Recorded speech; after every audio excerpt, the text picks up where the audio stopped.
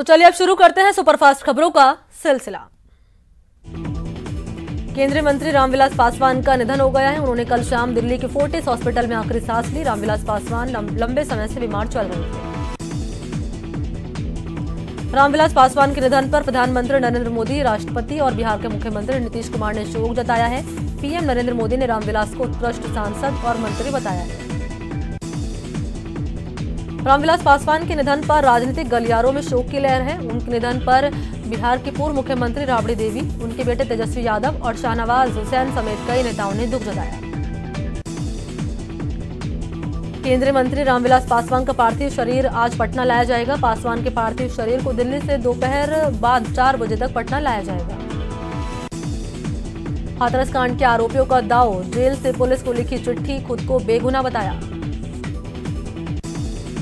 SP को लिखी चिट्ठी में आरोपियों ने पीड़ित परिवार पर उठाया सवाल, पीड़िता के मां और भाई पर लगाया लड़की को पीटने का आरोप।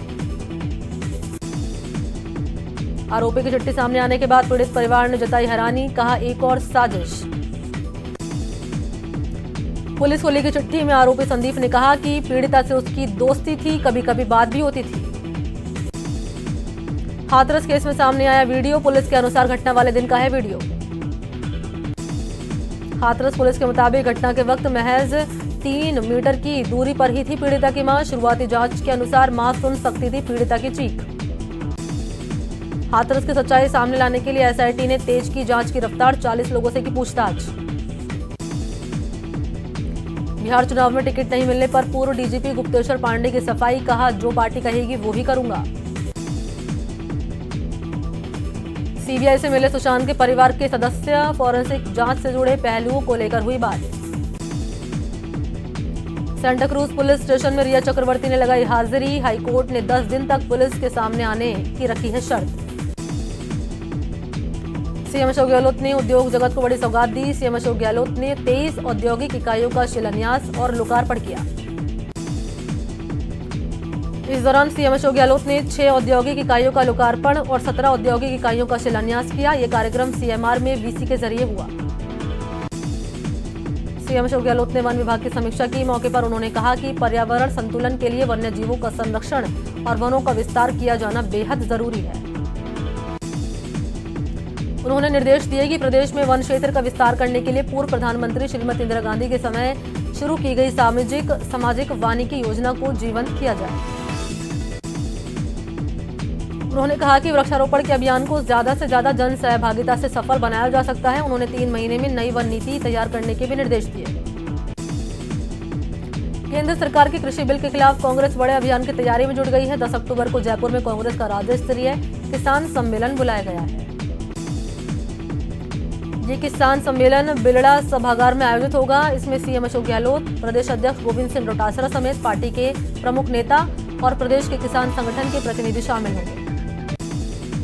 हालांकि कोरोना की वजह से सीमित संख्या में किसानों और कार्यकर्ताओं को बुलाया गया है। दिवाली से पहले प्रदेश के खिलाड़ियों को सरकारी नौकरी का तोहफा मिल सकता है। खेल परिषद खिलाड़ियों को आउटटर्न नौकरियों की कवायद में जुटा हुआ है। परिषद ने ए और बी कैटेगरी में 30 खिलाड़ियों के नाम तय कर लिए हैं। खेल मंत्री से मिली मंजूरी के बाद मुख्य सचिव को ये नाम भेज दिए गए हैं। अब राज्य सरकार की ओर से मुख्य सचिव इस पर अंतिम मुहर लगा सकेंगे। इसको लेकर बैठक हुई जिसमें खेल मंत्री अशोक चांदा समेत दिग्गज मौजूद रहे। सहकारिता मंत्री उदयलाल आंजना ने कहा कि तिलम संघ को राजफेड में विलय करने की प्रक्रिया शुरू की जाएगी। तिलम संघ वर्तमान में लगभग 167 करोड़ रुपए के घाटे में है। लगभग 151 करोड़ रुपए की देनदारियां हैं। उन्होंने कहा कि सहकारिता के ढांचे को मजबूत करने की दिशा में ये कदम उठाया गया है। साल 1991 से पहले तिलम संघ राजफेड का ही अंग था, लेकिन विश्व बैंक की शर्तों के आधार पर 1991 में राजफेड से अलग होकर तिलम संघ की स्थापना की गई थी। तो अजमेर में दुष्कर्म मामले में पुलिस ने कार्रवाई की। दुष्कर्म के आरोपी को गिरफ्तार कर लिया गया है। आरोपी राजेंद्र को इस कार्रवाई में गिरफ्तार किया गया है। किशनगढ़ पुलिस ने कार्रवाई को अंजाम दिया। आपको बता दें कि कल ही दुष्कर्म की वारदात हुई थी और आज ही गिरफ्तारी कर ली गई है। फोटो वायरल करने की आरोपी ने धमकी दी थी और शहर थाने में मामला पीड़िता ने दर्ज करवाया था। तो दुष्कर्म मामले में अजमेर पुलिस ने कार्रवाई की। दुष्कर्म के आरोपी को गिरफ्तार कर लिया है। आपको बता दें कि कल धमकी दी थी आरोपी ने और आज पुलिस ने अपनी कार्रवाई में आरोपी को गिरफ्तार कर लिया है। गहलोत सरकार ने आदिवासी विद्यार्थियों को प्रतियोगी परीक्षाओं की तैयारी के लिए 2 ट्राइबल यूथ हॉस्टल और करियर सेंटर बनाने का फैसला लिया है। राज्य सरकार ने जयपुर और उदयपुर में 13-13 करोड़ की लागत से ट्राइबल यूथ और हॉस्टल और करियर सेंटर बनाने की राशि भी स्वीकृत कर दी है। सांगानेर में 1606 वर्ग मीटर भूमि आवंटित की गई है। जनजातीय क्षेत्रीय विकास विभाग के अतिरिक्त मुख्य सचिव राजेश्वर सिंह ने इस बात की जानकारी दी। कोरोना काल में एम्बुलेंस की हड़ताल हो सकती है। दरअसल प्रदेश के 108 एम्बुलेंस कर्मचारियों ने कोरोना काल में हड़ताल की चेतावनी दी है। एम्बुलेंस कर्मचारियों ने 12 अक्टूबर से प्रदेश व्यापी एम्बुलेंस सेवा ठप करने की चेतावनी दी। राजस्थान एम्बुलेंस कर्मचारी यूनियन ने प्रदेश स्तरीय बैठक में इसकी घोषणा की। ये एम्बुलेंस कर्मचारी प्रदेश में 108 एम्बुलेंस के संचालन के लिए निकाली गई है। निविदा से नाराज हैं और इसमें वो संशोधन की मांग में अड़े हुए हैं। उत्तर पश्चिम रेलवे ने कोरोना के खिलाफ जन आंदोलन का अभियान शुरू किया है। रेलवे मंत्री पीयूष गोयल ने वीडियो कॉन्फ्रेंसिंग के जरिए गुरुवार को कोरोना के खिलाफ उपयुक्त व्यवहार अपनाने की शपथ दिलवाई। आगामी त्योहार के मद्देनजर रेलवे ने इस अभियान की शुरुआत की है। उत्तर पश्चिम रेलवे के मुख्य जनसंपर्क अधिकारी सुनील बेनीवाल ने बताया कि रेल कर्मियों को कोरोना के बारे में सतर्क रहने की शपथ दिलवाकर इस अभियान की शुरुआत की गई है। उत्तर पश्चिम रेलवे की कई कार्यालयों में कार्यरत रेल परिवार के 17,000 से ज्यादा सदस्यों ने अपने कार्यस्थल पर सोशल डिस्टेंसिंग का पालन करते हुए कोरोना के प्रति जागरूक रहने की शपथ ली। उत्तर पश्चिम रेलवे के चारों मंडल बीकानेर, जोधपुर, अजमेर और जयपुर के कार्यालयों, स्टेशन के साथ ही ट्रेनों में कोरोना के प्रति जागरूकता लाने वाले पोस्टर, बैनर लगाए गए। सीकर के लक्ष्मणगढ़ कस्बे में कांग्रेस सेवा दल की बैठक का आयोजन हुआ। बैठक में किसान विरोधी नीतियों, 2 गज दूरी, मास्क जरूरी, सेवा दल कार्यकारिणी विस्तार पर चर्चा हुई। बैठक के बाद लक्ष्मणगढ़ शहर के मुख्य बाजार में नुक्कड़ सभा का आयोजन हुआ। नुक्कड़ सभा में केंद्र सरकार की किसान विरोधी नीतियों के खिलाफ हस्ताक्षर अभियान की शुरुआत की गई। जयपुर के महात्मा गांधी अस्पताल के हार्ट सर्जन ने एओर्टिक डिसेक्शन का जटिल ऑपरेशन कर एक युवक की जान बचाने में सफलता हासिल की। बताया जाता है कि युवक को बहुत ही नाजुक स्थिति में महात्मा गांधी अस्पताल में लाया गया था, जहां प्रख्यात doctor heart surgeon doctor M.A. Chishti ने तुरंत मरीज को देखा और समस्या की पहचान कर ली। रोगी को मोरफैन सिंड्रोम नाम की बीमारी थी, जिसकी वजह से उसके हृदय की महाधमनी की परतें विभाजित हो गई थी, जिसमें लीकेज की वजह से ब्लड भर गया था। डॉक्टर के मुताबिक ऐसे कॉम्प्लिकेटेड केस 1 लाख में से 3 रोगी के ही सामने आते हैं। मरीज का रोगी एओर्टिक वाल्व खराब हो गया था। स्थिति पूरी तरह जानलेवा थी, लेकिन अस्पताल के अनुभवी चिकित्सकों ने मिलकर सफल ऑपरेशन कर मरीज को नया जीवन दान दिया। लक्ष्मी विलास होटल मामले में आरोपी लाजार्ड इंडिया के CEO आशीष गुहा सीबीआई कोर्ट में पेश हुए। हाईकोर्ट के आदेश के बाद आज गुहा ने कोर्ट पीठासीन अधिकारी को जमानती मुचलके पेश किए। श्रीगंगानगर जिला कलेक्टर महावीर प्रसाद वर्मा की अध्यक्षता में जिला जन अभियोजन और सतर्कता समिति की बैठक जिला कलेक्ट्रेट के VC हॉल में वीडियो कॉन्फ्रेंसिंग के जरिए हुई। ब्रेक के बाद आपका स्वागत है। चलिए खबरों के सिलसिले को आगे बढ़ाते हैं। प्रदेश में कोरोना के मरीजों की संख्या 68 लाख के पार पहुंच चुकी है, लेकिन एक्टिव केस सिर्फ 9,02,000 हैं। 24 घंटे में देश में 78,524 संक्रमित मरीज मिले हैं। वहीं 24 घंटे में देश में कोरोना की वजह से 961 लोगों की जान चली गई है। बीकानेर में कोविड सेंटर में एक व्यक्ति के हंगामा करने का वीडियो वायरल हुआ। ये वायरल वीडियो PBM हॉस्पिटल के सुपर स्पेशलिटी सेंटर का बताया जाता है।